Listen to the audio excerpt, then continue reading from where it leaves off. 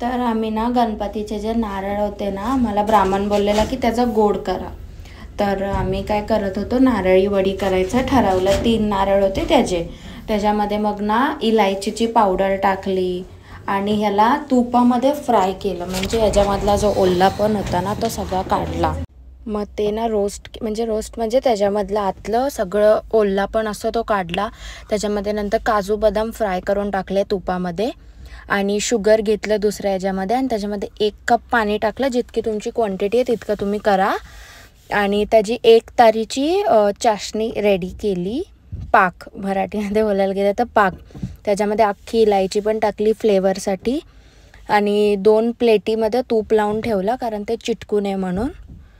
हे बघा 1 तारीची चाशणी रेडी केली आणि मग सगळं जे ते खोबऱ्याचं होतं ना बॅटर ते सगळं टाकलं ह्या चाशणीमध्ये उकळत्याच. म्हणजे छान ते असं मिक्स करायचं लगेच आणि लगेच पकतं ना ते. तर माझी मराठी हिंदी मिक्स होते इकडे. आणि मग त्याच्यानंतर ह्याला मिक्स केलं छान. एकदम लगेच मिक्स होतं आणि 2 मिनिट ह्याला झाकून ठेवायचं. म्हणजे जो पण थोडासा कच्चा पण असतो तो सगळा आता जातो ह्याच्यामधला.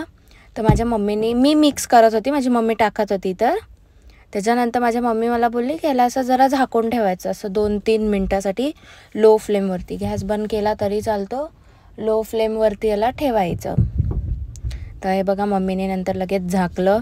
त्याच्यानंतर 2 मिनटानंतर आपण जेव्हा ते ह्याच्यामध्ये टाकतो तर लगेचच त्याचे पीसेस करून घ्यायचे.